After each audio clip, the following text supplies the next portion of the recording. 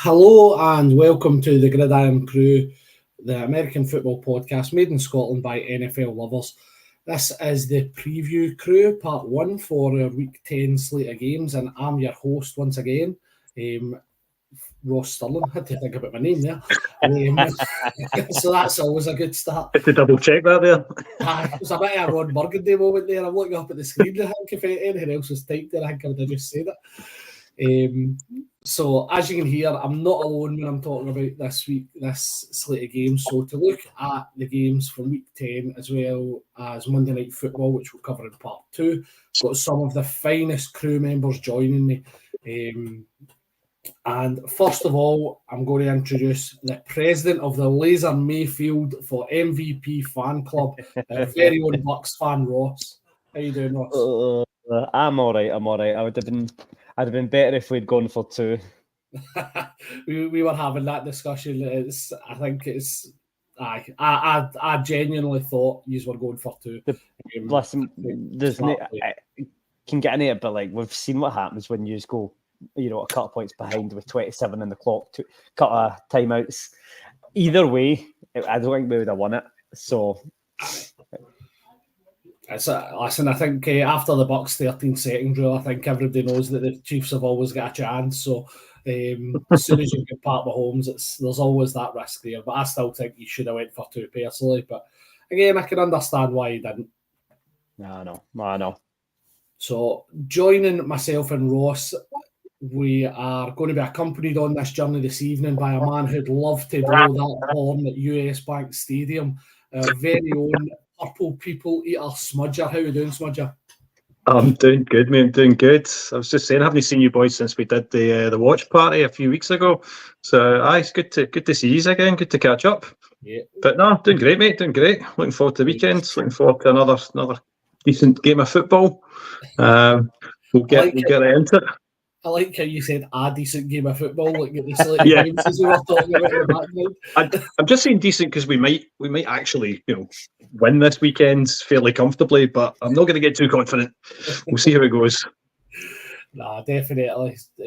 So on that note, we might as well get cracking right away and move right into the game. So first up, we've obviously got Thursday Night Football, so we are recording this live. Obviously, if you're catching it on the podcast later, this will already have happened. But we should be in for a cracker. We've got a divisional rivalry here. We've got the Cincinnati Bengals travelling up to Baltimore to play the Ravens, who probably, despite their 6-3 record, are probably the form team of the AFC, even though the Chiefs are sitting there 8-0. But yeah, the Baltimore Ravens, that offense has just been humming. Joe Burrow looks to have started playing a bit of ball.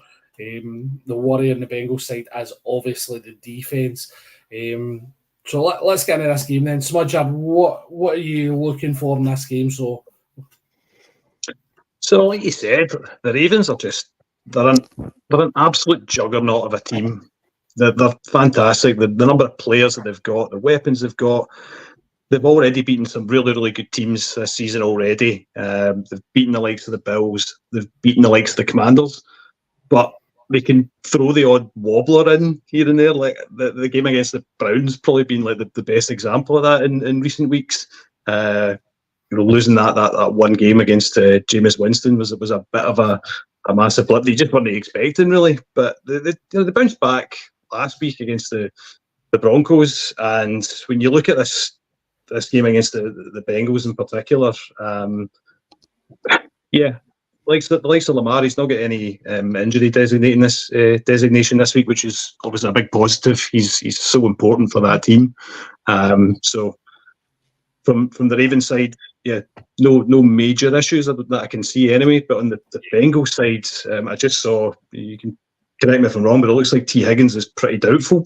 So that was a big headline that came out. So the Bengals against the Ravens, they need all their weapons. They need to have guys like Jamar Chase. They need to have guys like Chase Brown being fit and healthy. But to have somebody like Higgins being doubtful, that's a massive, massive blow for them. So, disappointing news if you're a Bengals fan. Yeah, no, absolutely. He was missing last week as well, but let's be honest, they were playing the Ravens last week, albeit caused Baltimore their own problems. But I think when Higgins is in that offense, they're a completely different animal. I think the one that I'm looking at for the Ravens is Isaiah Likely's the big one for me there. He's out on that side of it. Again, speaking from experience, he was the one that really was in week one. He was the one causing us all the issues. So, be interested to see if Mark Andrews steps up like he did last week, because he seemed to actually finally appear last week and get involved in the offense. So, it'll be interesting to see if he kind of keeps going as well. Ross, what about yourself? Anything kind of jump out at you this game? I would say both teams having such an average defense season in terms of the 19th and 21st and total defensive yards allowed per game, passing rushers combined. I think the Bengals got a big job stopping that offense. Lamar's going to keep pushing, going for that MVP once more. It's kind of, with the 2 losses already this season, they really can't afford to drop another one, because it will just impact the MVP standings. And that's the main thing, I think, for that kind of come to this game, because listen, I'm not taking it away for the Bengals. Joe Burrow, fine, but this should be the Ravens. I'm not saying the Bengals can't put up points. You've got Andre Joseph. You've got some very good options kind of there, including Jamar Chase Brown, Zach Moss. But to be honest, I think this could be that game where the Ravens get back to their defense of last season. It would be a big marker if they can put some big stops in 3rd down and 4th down. So I'm expecting to see Ravens defense step up and Lamar continue that cruise for MVP. Yeah, I kind of totally agree with what you're saying there. As the defenses in both sides, I'm actually surprised to hear the Bengals as high up as what you said, 19th or 20th, to be honest, because a lot of our chats with our very own Bengal Stu has been how bad that defense has been. So if you're, to be fair, if you're an average, never mind a poor defense, if you're having to stop the number one guy, the number one rusher in the league, or the number one offensive weapon, because he's been bringing in pass catching into his game, and Derrick Henry, I would not want to be in that Bengals defense tonight. I need to be honest. I think it'd be interesting if the Bengals get out to a decent lead to start to see, because I don't think the Ravens have been trailing too much this season. I think it's still the Mike Tyson adage, everybody's got a plan until they get punched in the mouth. It'd be interesting to see how the Ravens react on that front. I mean, I think the big thing is, so the Ravens are dead last in the whole NFL against the pass. So whether the Bengals give that protection to Joe Burrow and he can just sling it and push him down the field and he's the driving marker. But that's where I'm saying the Ravens, their defense is going to step up. I feel they're going to put a lot of pressure on, send the blitzes, and they might go against how they're played for the rest of the season. But I mean, that is a lot of yards. The Ravens give up 280. It's saying 280 here. The bottom of the by some way. They're kind of bottom by the Jags are at 264. Then it's the Bucks at 255. So I'd be kind of, it will really kind of validate people who's saying that Burrow's worth his contract if he goes out and does go and put up 300 pass yards, 3 touchdowns passing. He could. He's capable of inflicting damage, and the one thing you would say for that's in favour of the Bengals is, for all that the Ravens are a fantastic offense, when you look at the games they've played so far, they do league points. They had a good bounce back win against the Broncos and they only conceded 10 points, but there's only 2 games this season where they've conceded 10 points. The other matches they've played, they have leaked a lot of points. So if they can get passing the ball, like you said, if Burrow can reach those weapons, there is potentially the chance that they can do some damage there. On the ground, they're maybe going to be struggling a wee bit, like with the Zach Moss injury. I know that they traded for Khalil Herbert. I mentioned how likely he's going to feature on the ground side of the ball. But yeah, that would be the one positive I would certainly take from the Bengals tonight. This Ravens team is fantastic offensively. They're brilliant, but they are definitely capable of leaking points as well. And so far in games like that, they've just gone, we don't care, we're going to score more points than you and still win this game. I know, definitely. One of the guys on Instagram, Ross Cameron, that's following along's pointed out about Zach Moss been out for the season as well. So, obviously, that's where the Khalil Herbert trade could have kicked in as well. So, I'd be interested to see how involved he is as well tonight. I think Chase Brown's been excellent for them in the passing game. So, one of the big things that kind of jumped out for me just before we move on was Mike Gesicki for the Bengals. Yeah. He's only been on the field for 36% of snaps. But last week he was ridiculous for them. So I'll be interested to see. Obviously, they're all I'm taking it. They're only bringing them in pass catching downs. They're not using them to block. So they might be looking to get into that shootout you guys have been talking about. So I think if we get that. Was that last season? Last week his first touchdown of the season because he got one ruled right at the start of the season out. I'm sure we didn't get his feet in, and then was it last week or maybe the week before he got his first of the season, which was surprising because I thought he'd done a lot more, and then I think it was a red zone, and I was like, whoa. So no, I think he's been involved, but I think you're right. His first couple of touchdowns have certainly came recently, so. We'll see how that one goes, and I think anyone staying up late will be hoping for that shootout just to kind of keep them awake into their levels tonight. Absolutely. So we are going to move on. We're going to move on to the what have we really done to offend the Germans Bowl. We have sent them the New York Giants versus the Carolina Panthers. I'll be honest, guys, I don't think we'll spend long on this one. Both teams just at this point, I think it's safe to say seasons are pretty much done. They're playing for draft positions right now. Both teams 2-7. We've got a nice early kickoff for us on Sunday at 2:30, which is good. So, and we had Bryce Young getting his first win last week, and I have no idea how long. It'd probably take me too long to look up. Ross, anything you want to kind of fire in this game? I honestly really think, but this is the dangerous thing when you've got so many international games in a season.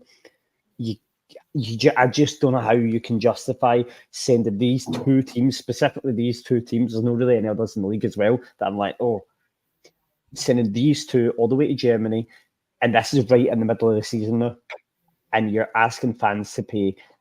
Because fans will travel from the UK, from around Europe and the US, travel, accommodation and ticket money and spending money to go and watch what's going to be a very poor representation in the league. I think it's that you have to be sending, and I'm not saying every game has to be a Chiefs Ravens or a Ravens Big or whatever, but you've got to be looking ahead to the season. The commissioner's got to look ahead to the schedule and go, we need to send them marquee games. We can't, this is going to be dreadful. This could set it back a year or two, especially when it's only the third game in Germany. Like it's so poor.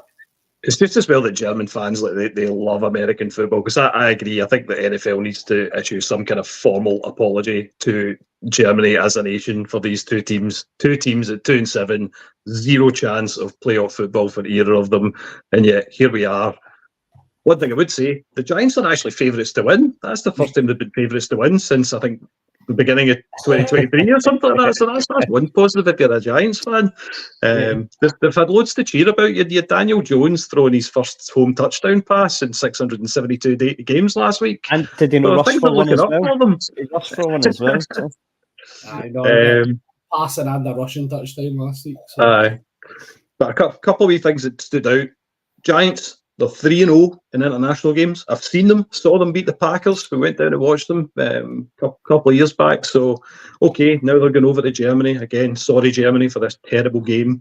I'd say the Giants sides, their defence is decent.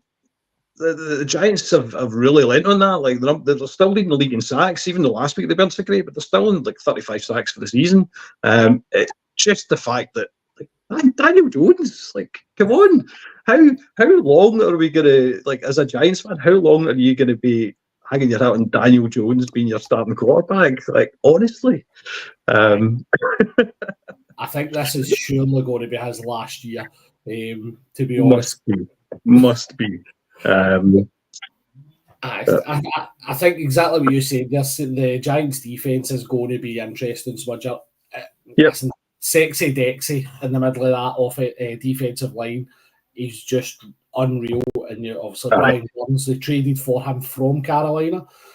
So I'm dare say he'll want to maybe put a wee marker down on his old team and get after Bryce Young as well. So yeah, there are going to be some good things to watch. Obviously, Chuba Hubbard has been decent this year. He's just get paid. Just get a massive contract, 33 million for a 4-year extension. So, he's definitely going to watch, see how he reacts to that. And obviously, it's kind of looking like Dave Canales kind of getting his offense in order now. Like Chuba, I'm assuming, I've not seen the injury report. I'm assuming Xavier Leggette's not with him. Like if Bryce Young's starting, they've got a couple of wee weapons. So they've got ways to score points, but it's no sexy. It's no sexy football that we want on a Sunday afternoon in the UK. If you're watching at 2:30, you want to feel like, oh, this is a treat. Like it's a 10-minute preview almost.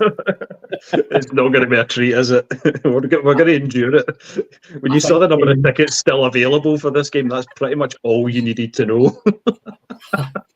No, definitely. I think what I want to see is the sideline report with Xavier Leggett.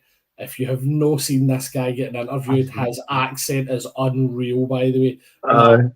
Oh my God, it's so good. If you haven't seen it, I would highly recommend go on YouTube after this and look for some Xavier Leggett clips. That will be unreal. So, as you said, he's not on the injury report he's on the one that I'm looking at just now, so I'm assuming that he has travelled.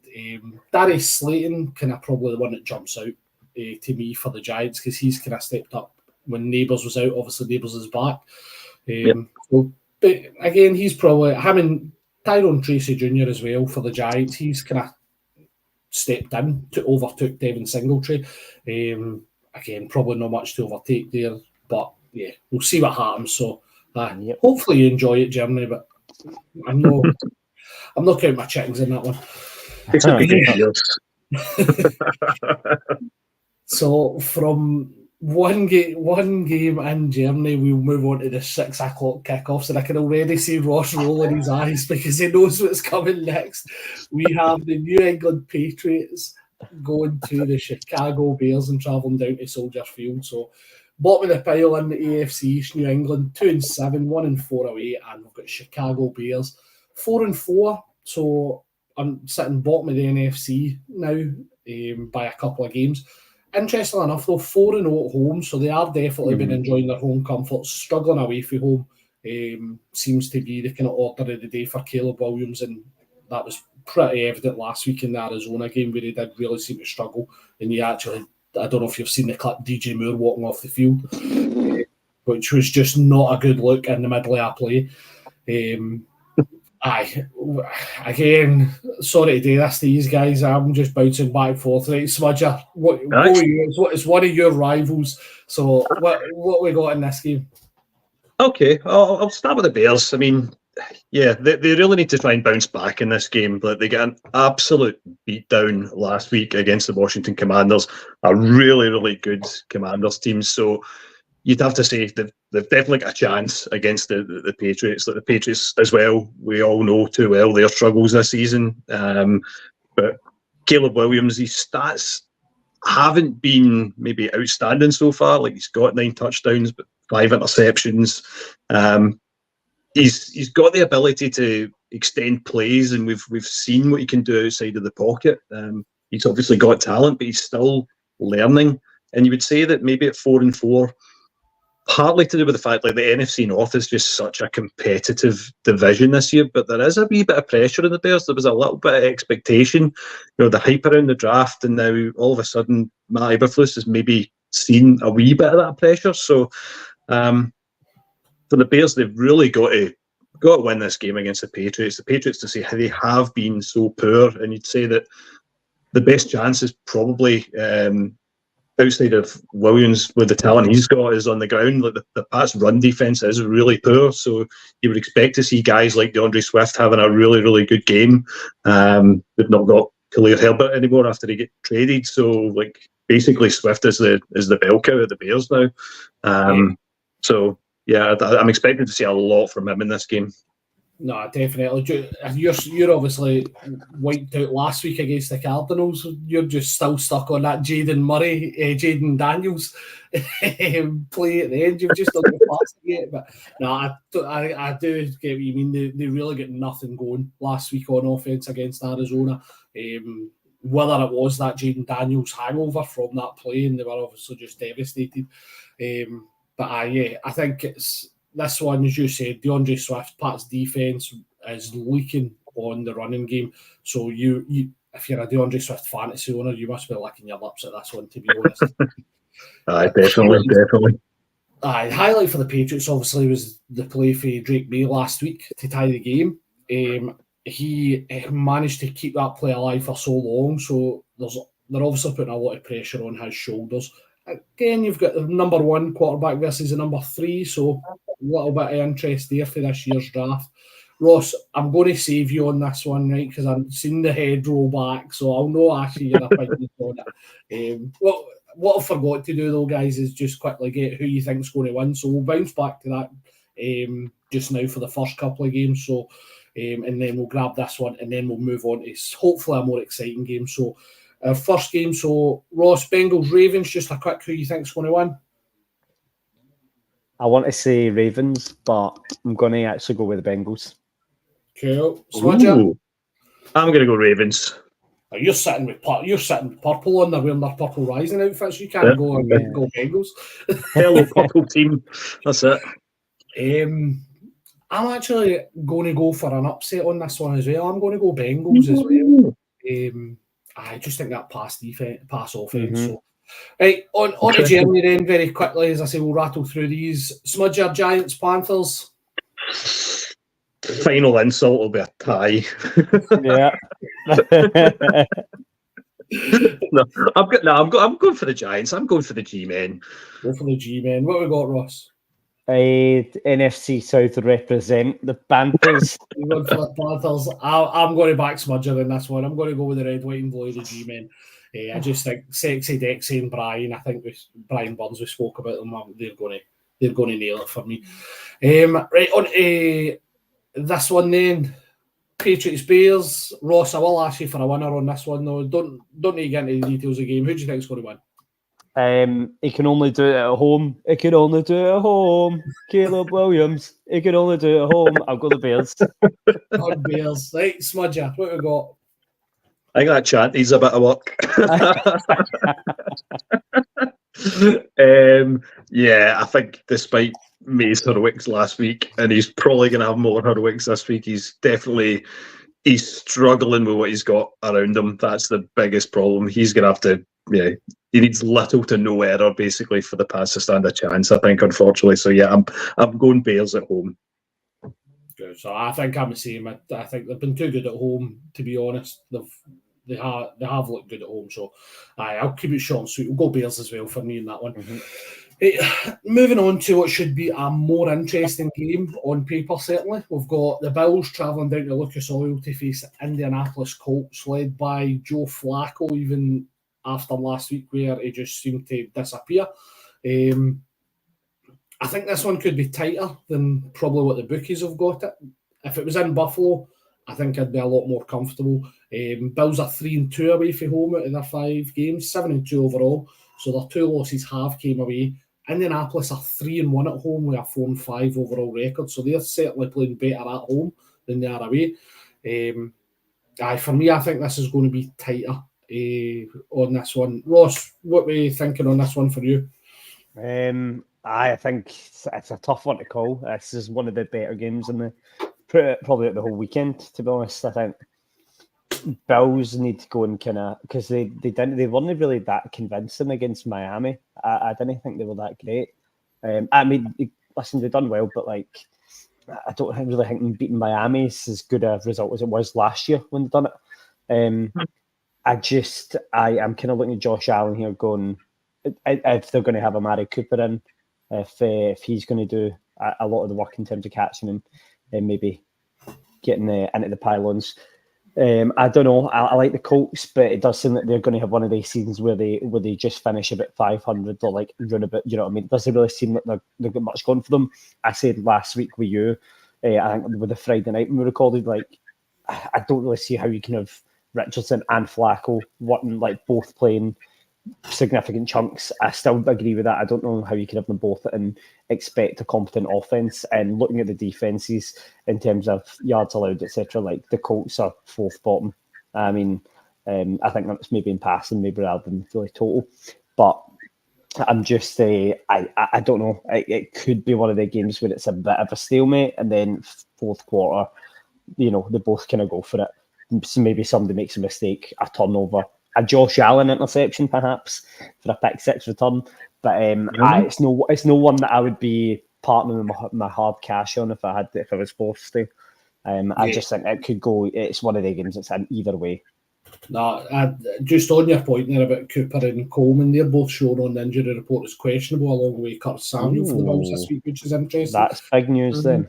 So that'll definitely be one to watch going into the weekend, because if they three are all out, then who's Josh Allen thrown to? He's got Kincaid, obviously, but surprisingly, probably for Josh Allen, he's been taking care of the ball. He's only got 2 interceptions this year, which was a bit of a surprise to me, to be honest. But the interception last week wasn't his fault, though. The one that wasn't last, it got through. I think to Keon Coleman. Coleman went and it got done. It wasn't his fault. Yeah, it wasn't his fault at all. But I do think, like, I would be surprised if Josh Allen doesn't go and throw an interception at some point in this game, because he's due it. He's due a big, and I don't think he's improved it that much over the off season to go, I'm not going to throw in any interceptions this season apart from one. Like, the Bills can afford to take a few risks, and with injuries, the Cooper one's interesting. Like, I know they traded for him, and he's like kind of slowly, gradually started to build up the number of snaps he's seen and everything else. But a few weeks back, he was only seeing about a third of them, then maybe about half of them, and then he had that wee niggling injury, and I fully expected. I thought he was going to be playing this week, and I thought that if he was going to be healthy, that you would see a big game from him. But if he's still a doubt, then that's a bit of a worry. But the Bills I think they can afford to take a little bit of a risk, and maybe Allen can, if he finds a window that's maybe showing a risk of an interception, he might be given a bit more free rein. Because when you look at their division, like, the Bills are sitting pretty comfortable at the moment. They've got the same total wins as the rest of their division combined. You've got the Pats, the Dolphins, and the Jets, who are all kind of struggling there. So they've got that little bit of a cushion, if you like, for the division side of things. So, away to the Colts. The Vikes played the Colts fairly recently as well. I wasn't overly impressed with them, to be honest. I think the Bills will probably come out in this fairly comfortably, but who knows? Maybe it will be a close encounter, but I still would be, from my point of view, I'd definitely still be leading Bills. But that injury report, that would probably be the thing to keep a very close eye on between now and kickoff. I think Amari Cooper seems like one of these guys that every season shows up after kind of week 5. He's on the injury report every single week. Always plays, I think, the majority of times, but he definitely always seems to show up on it. I think for the Colts to have a chance here, I think they've got to get Jonathan Taylor, get him some space, get him moving, burn that clock as much as they can, control the time of possession. If they can do that, then I think that's where I see their road to victory in this one. So Smudger, I'll come to you first. I think you kind of alluded to it, but who are you going for? Yeah, I think Buffalo are going to be too strong. I think they've got a game as well with Cook and Davis and the likes. I think plus Allen himself, they've got just so many potential options. Even if they don't have the passing weapons available through injury or anything else, they can run the ball so well as well. So yeah, I'm going Bills.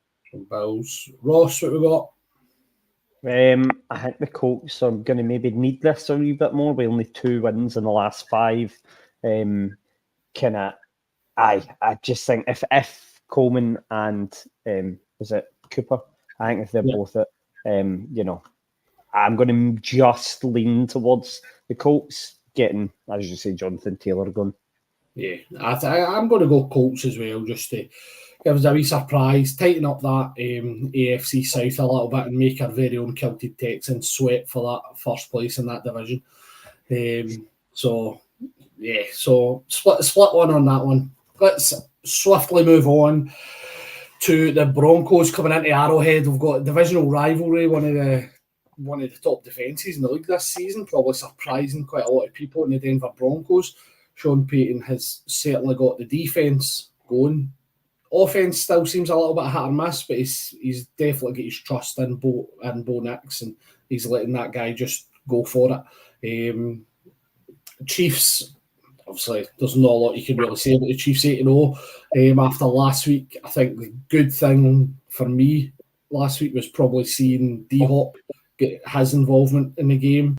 That catch in the third and, I don't know, what was it, 36 or something like that, he ended up getting off it, where he just had no right to come down with that ball as you screw your face up, Ross, in between two defenders, and somehow it stuck to D-Hop's hands. So I think that was the big one for me. And then Kelsey seems to be getting more and more involved as the season goes on as well. Doing the dirty work, even though he can't block, he's chip blocking, he's getting into the second level on the run game. All these things you want to see your tight end doing. Was that a career high as well for Kelsey in terms of 14 catches? 16 targets, 14 catches. Aye, his catches were a career high. I remember that on the broadcast. So as I say, he's obviously had to step up based on the injuries we've had to wide receiver and running back as well, because we were leaning heavily on Pacheco at the start of the season. Still leaning really heavily on Kareem Hunt. He was pretty quiet, I would have said, the first half, but it just seemed like he could have chipped away, and they wore that defence down. He's very impressive because he doesn't do more or less. He doesn't lose yards, and he doesn't get you big gains. He's getting you those 3 or 4 yards every time, consistent, and that's why he's such a valuable asset for you to get in. He was a great pickup. He just fights for every yard, like you said, Ross. He's just like, once he's got a hold of the ball, he's such a difficult player to defend against. You'll get those hard yards for you. If you're needing 3 yards, he's the exact kind of running back that you're going to be able to rely on to get you those hard yards. Absolutely agree. I think a lot of the kind of noise run about Kareem Hunt was after last season in Cleveland, whether he still had that kind of wee burst, which I think we've seen. So I don't know whether it was. Again, it could just be simply the offence he was in last year where he wasn't thriving, but he certainly seems to have come in and just went from strength to strength on that Chiefs offence. As soon as he got his opportunity, he's grabbed it with both hands, took over Pirine, and Carson Steele as well, who was the summer darling for a lot of guys because he's pet alligator. I think this is... I'm actually looking forward to this game. I always like a wee divisional game. So I'll be interested to see how Denver handle, obviously, the noise at Arrowhead and whether the Chiefs can go from 8-0 to 9-0. I think they'll probably be the heavy favourites in this one. Is there a bit of potential, though? You go for a Monday night prime time, incredible noise at Arrowfield, a big victory in that weather. Obviously, it's been a big kind of week in America, and tensions are high now. Do you think, though, there's a bit of underwhelming because it is just this Broncos side coming into town? It is a 6 p.m. Do you know what I mean? For us, 6 p.m. obviously back there, it's it's an early kickoff. It's just like, is there a potential, especially as well, throwing in Mahomes' ankle if Eaton comes up there? I think he's not shown an injury report, Mahomes, but again, we've seen what he done with one leg last year. He only went and won a Super Bowl, so I don't really think you worry about Mahomes' health. Just dropping that. We won a Super Bowl. But I'm not worried about that aspect of it. I think if it wasn't a divisional game, I think there would maybe be potentially less atmosphere. But I think the noise at Arrowhead always just seems to be ridiculous. I think it's consistently one of the noisiest stadiums in the NFL, regardless of who's playing. Yeah, I think that could be pretty intimidating for Bo Nix. He's a quarterback that looked very much like a rookie last week. Had a lot of mistakes last week. His stats were pretty poor, like 19 for 33. Then he scored a touchdown pass. Sacked 4 times as well. Was that? He caught a touchdown though. He's caught one. Didn't throw, which fair enough. But Arrowhead, I'm still raging at last week that you're still unblemished so far. I thought that Ross was going to do us a solid against his. I thought they should have gone for it, but yeah.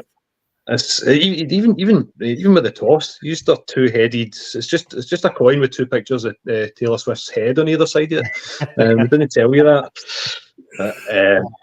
It's hard not to. Sorry, studs, but I'm fully leaning into the Casey baddies here. But it's so hard not to root against the Chiefs, especially when they go and pick up Hopkins as well. It's just ridiculous how they're picking up these weapons. We picked up Hopkins for a 5th round, and the Cowboys go for Jonathan Mingo for a 4th. Oh, we'll get to that. We'll get to that. Picked up a guy that should have been. He should have gone for the NFL equivalent of a bag of Tangy Toms. And there's Jerry Jones going, "Here you go. How much do you want for him?" We'll get onto that in that game because, geez, but yeah, getting Hopkins for that value when you see what other players are going for is ridiculous. Yeah, no, definitely. So, right, guys, let's nail our flags to the mast in this one. Where are we going? So, Smudge, I'll start with you. The Chiefs are going to win it. I hate saying it, but they are, and it's just annoying, Ross. It is. Come on, stop winning games. Stop it. Right, so Smudger's going Chiefs. What we got, Ross? Bo Nix masterclass. I'm going to take the Broncos. You're going to go for it. I'm going to take the Broncos, and I'm going to tell you, Lil Jordan Humphries is coming for you. Love it if you were right, Ross. I'd love it if you were right. Imagine. see if Bo Nix had played better against the Baltimore defense, I would have an easier time believing this is going to be closer. I just think right now, regardless of how Mahomes is playing, the way our defense is played, I don't think Bo Nix is going to be able to handle them. So I think our defense will handle the Broncos. Offense will do enough. They'll do what they need to do. They'll control the game for me. So for me, obviously, I'm sticking to 9-0. Chiefs are still the Chiefs, and we'll move on to the next week and see if we can get double-digit wins. So from Arrowhead, we are going to travel to Louisiana, and another divisional game. We've got Atlanta Falcons 6-3, 3-0 on the road, surprisingly enough, and New Orleans Saints 2-7, recently head coachless, and 1-3 at home.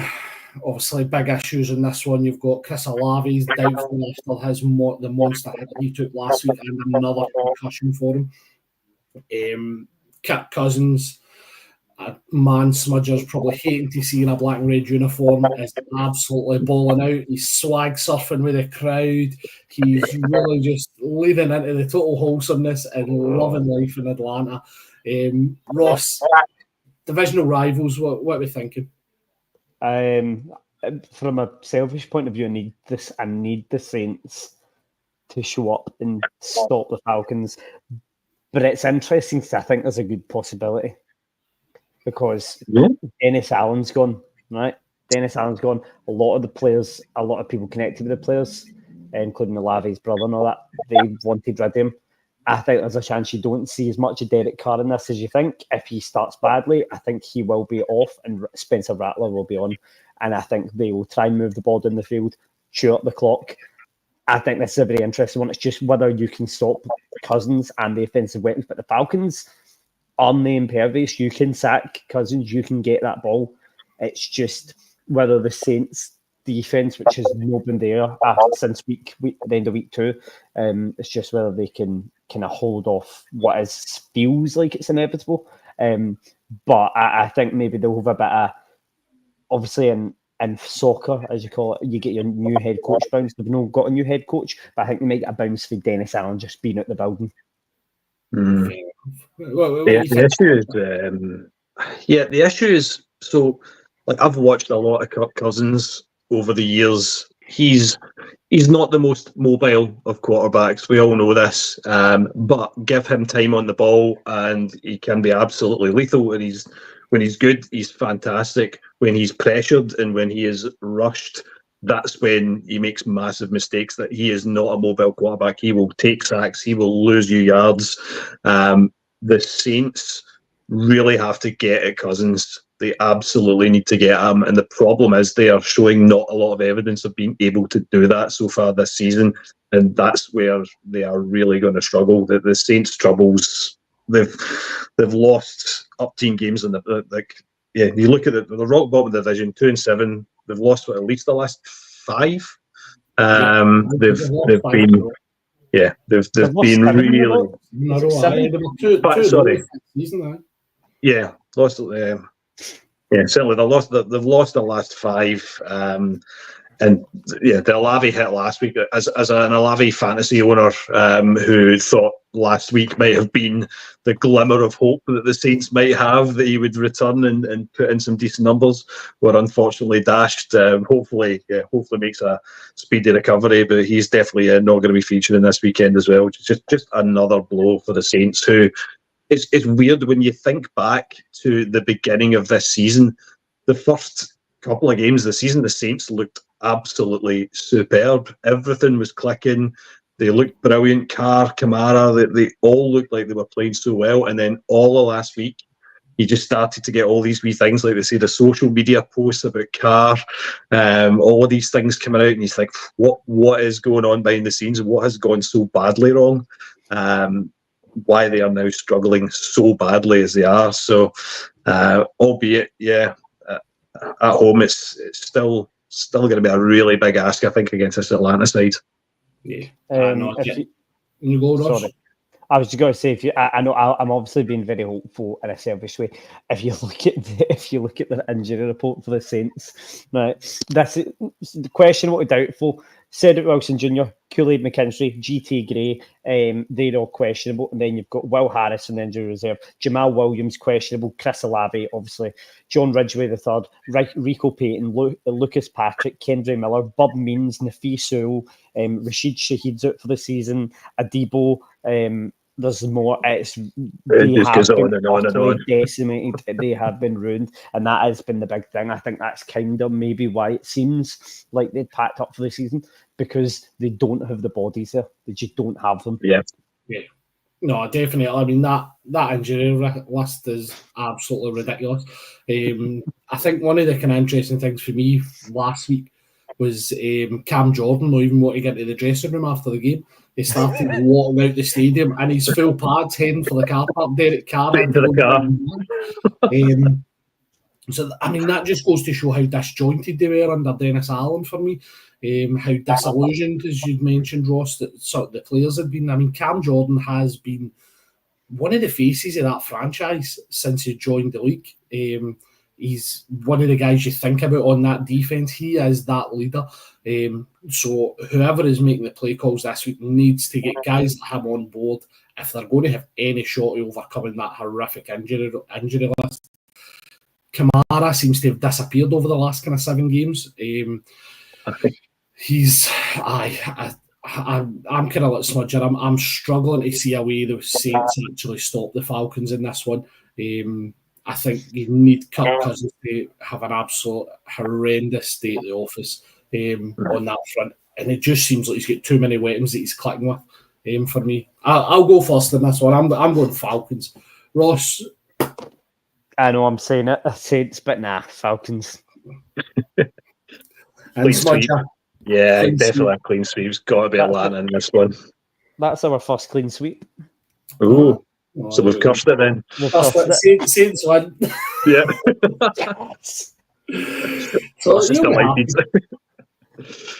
right. So moving on then, we are heading down to Raymond James Stadium. Ross, I am going to come to you first in this one.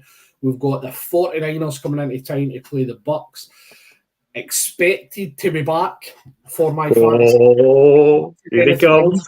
We have CMC, who's trending in the right direction. He's not had any setbacks as yet for the 49ers. They seem to have just been doing enough. They're 4-4, 1-2 away from home, and they're travelling in. Now, I mentioned this in our pod chat this week. For me, I think he's in the conversation for MVP based on what he's been doing with that offense, even in the face of the injuries to like Chris Godwin, Mike Evans been out with a hamstring. I think Laser Mayfield, as I called him earlier, has been absolutely unbelievable, and I think he definitely wants been in that MVP conversation. Ross, convince the people that don't believe. What are we going to see? Oh, right. Well, this was when we brought it up at the start of the season. We kind of done kind of season review kind of type of thing. And I said this was like the most important like few weeks for us because we were playing the Ravens.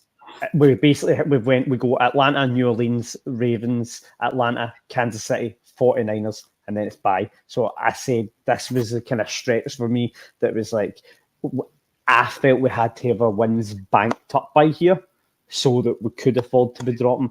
I didn't foresee our injury crisis happening as well, which was really disappointing. Obviously, I don't know if that's conditioning. I don't know if it's just bad luck. But I think if we were away to the 49ers, I'd be a lot more worried. But if they're coming to us, it's obviously 3 hours earlier for them as well.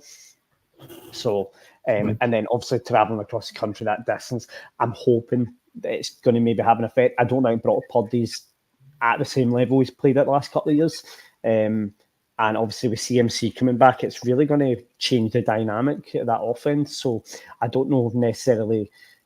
Obviously, last season you could pick up for where they were, but there might be a bit of a shift there in the dynamic of the offense. And obviously with Baker, like he's putting up incredible numbers, like ridiculously good numbers. But the problem is we're no seeing it games. We're getting points, we're scoring points, but we just can't see it games. Our defense is one of the worst in the league. Like I think overall 30th. It's not really a Todd Bowles defense, but you have to remember there's a lot of rookies in there. There's a lot of rookies impressing. Graham Button, the centre, I really liked what he's done. I said this before, I was bored by the idea of taking a centre in our first round pick, but he's been great. And then you've got like your Kalijah Kansis, your Christian Izzians, you've got loads of other young boys in there that are very good. Some of them have been in the league a year or two. So listen, it's kind of a free hit. It's the same way I looked at Monday night against you guys. It's a free hit for us. I would like to see us go out there and really kind of hit targets that have maybe not been getting the ball. Sterling Shepard was very impressive on Monday night, I thought, because he wasn't just receiving, he was also rushing with the ball. Kay Doughton has been on fire, so there's some boys there, and then Ryan Miller as well. So there's a lot of good targets. Bucky Irvin's obviously been kind of, for me, one of the better running backs in the league. Obviously, not quite at Derrick Henry levels or whatever, but he's been fantastic from in my opinion. So, free hit, but I'm not very hopeful.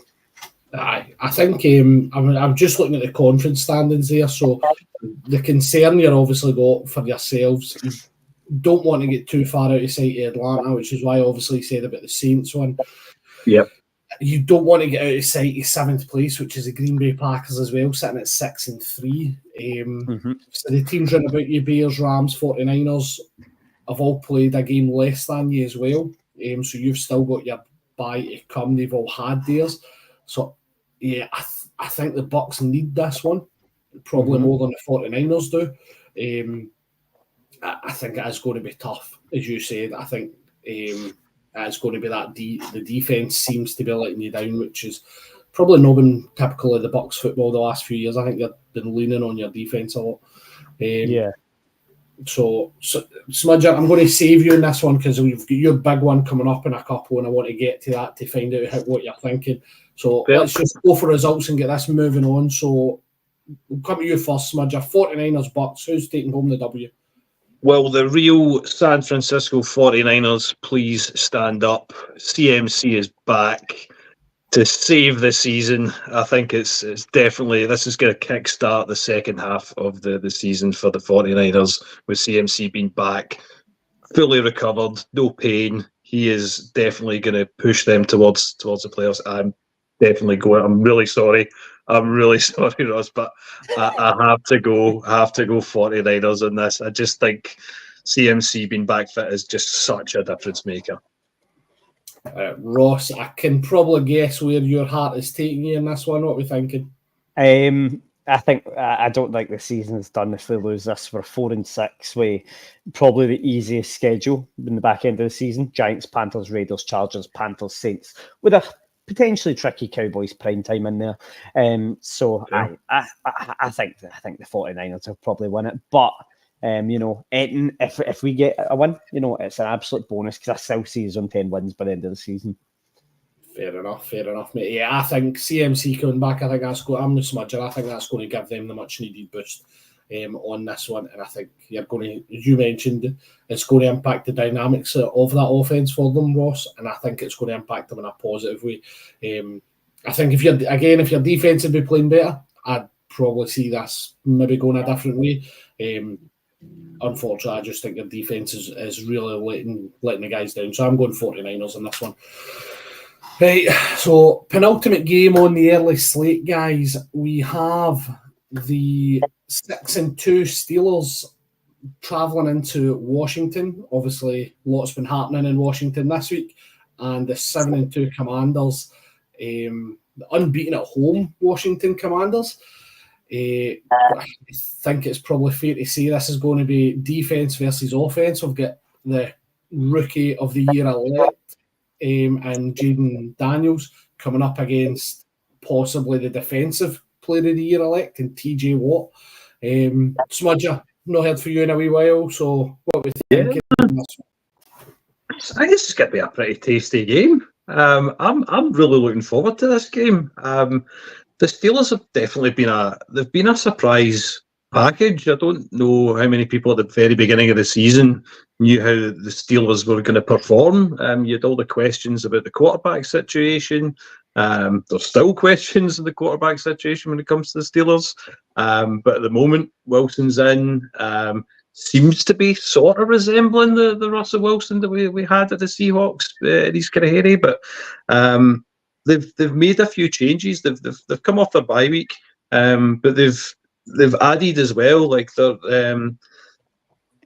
offensive sides. They added Preston Smith, who you mentioned earlier. You get TJ Watt and Alex Highsmith as well. So you're adding somebody like him to an already like really strong group of guys there. So and they also had they've got Nick Herbig as well. He's back, fit and healthy. So they've got like really strong options there. I think that their pass rush is now going to be the biggest strength, like going into this game, which is a good thing for if you're a Steelers fan. For the Commanders, not so much a good thing, but you've got a really talented rookie quarterback who can move and who has been absolutely fantastic to watch. So with those guys coming at you, he's absolutely going to have his work cut out, shall we say. But Jaden Daniels has been really good at avoiding pressure. So I am looking forward to seeing what happens there, what that dynamic's going to start to look like. But yeah, there's loads of good news if you're a Steelers fan. Guys like Cordarrelle Patterson coming back from injury is big for them as well.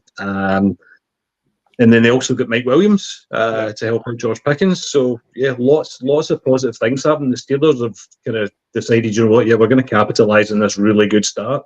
And I think they're seeing themselves as being absolutely focused on building on that. So this matchup I think could be really entertaining because the Commanders are brilliant. They're really good to watch. They're really entertaining, and they've also made some interesting acquisitions. They acquired Marshawn Lattimore, who's a good cornerback to add to the secondary. If he can stay healthy, big kind of question mark over that because he didn't really do that too much at the Saints. But if he can't stay healthy, then yeah, that's another thing that's going to help the Commanders, certainly. But on the downside, Commanders, both sides of the defensive line's pretty banged up, which is not great, especially if you're a Commanders quarterback who's got some big scary guys coming at you. So that's where, Jaden Daniels has got a lot of work to do in this game. I really think that's going to put a lot of pressure on him, but he has been fantastic. So we'll see what happens in that. I think the trades that you mentioned there, obviously, Smudger, Mike Williams coming in, again, I've seen firsthand what he can do when he's fully fit. When he was at the Chargers, he caused the Chiefs a lot of problems. And when you mentioned Marshawn Lattimore, right in the middle of the screen there, Ross was sitting cheesing because we've no longer got Lattimore against Mike Evans. Everybody else in the league is raging because that was why you tuned into that game, to see who was getting flung out first. But Ross, just briefly in this one, what are you thinking of this game? Steelers are just, for me, they're kind of flying under the radar there. They've on my telly now, actually. I've been really impressed with them, actually. I didn't think they had much to go for this season, but picking up, Mike Williams, and I think they've done some good work. I think they've done really well. No playing Russell Wilson straight for the start of the season, and I'm kind of intrigued by this one. It could be a really good game, but it could be a bit of a chippy game where it's like punts and kind of field goals. I'm not too sure how it will go. Right, we'll start stewing on that because I'm going to ask you in a minute who you think is going to win. I think this could sneakily be the game of the first window. I really do. This is probably one that I'll maybe have on my mobile. I'll have the Chiefs game on the telly and I'll have that one on the mobile to kind of watch what's happening. So, Smudger, what are we thinking then? Steelers or Commanders? How are we going now? I fancy the Steelers. I think that having the bye is definitely a positive, and I think the Commanders are going to have a lot of work to do. Just with the kind of niggling injuries they've got, a few players banged up, and the acquisitions that the Steelers have made, particularly ones that can come in and just immediately start doing their job. You maybe won't see much of Williams in this game, maybe like a handful of snaps. Not going to see huge amounts, but.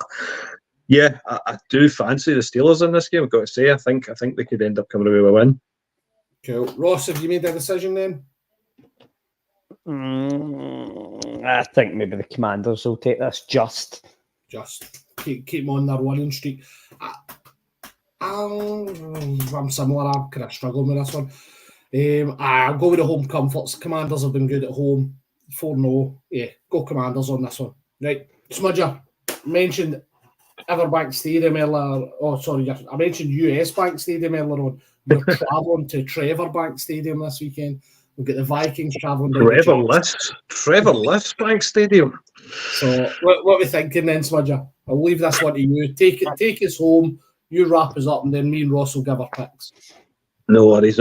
Well, say the big thing was the news coming out that Lawrence is looking massively doubtful for this game. That's huge news, absolutely huge news. It's not looking great for the Jaguars at the moment. If he's unlikely to play due to that shoulder injury, watch this space. But it's looking like it's going to be Mac Jones that's going to be the starter for the Jags. So all I'm going to say in that is we know all about how Mac Jones got on the Patriots. He's barely played, so he's going to be in for a bit of a baptism of fire against the Brian Flores defense of the Vikes. So you've also got guys like in the Jags. So you've also got Travis Etienne. He's still questionable. As an Etienne fantasy owner, I don't know why I bother just every week, hopefully thinking he might play and get me some fantasy points. He's questionable. In other news, the sky's blue, water's wet. Travis Etienne's questionable. But yeah, from my perspective, from the Vikes point of view, we had a good bounce back win last week. Obviously, we'd lost 2 games in the bounce, which was disappointing, but wasn't trying to look too much into that because we'd lost against a good Lions team. And then second loss was just one of those games. So it was important that we had a bounce back last week. We didn't play brilliantly in the first half. I thought that we were still making a few mistakes, and Arnold at the very beginning of the season looked tremendous. He needs to just make sure that we're not beating ourselves, that he's not making silly mistakes. And I felt like Darnold a couple of times was a couple of interceptions or a couple of throws that were really risky, and he just thought there's a bit of slackness to his quarterback play that I wasn't a huge fan of. So I'm hoping that maybe with this week playing against the Jags, really banged up Jags. and this is a Jags team that we've just got Cam Robinson from as well, which is a wee interesting kind of narrative for this game, because we lost Christian Darrisaw, who had been absolutely fantastic. So we needed to get somebody in to help protect Sam Darnold. So I'm hoping that he can protect Sam from his former teammates in this game. But he's a solid left tackle. Great bit of business from Kwesi Adofo-Mensah. Brilliant pickup.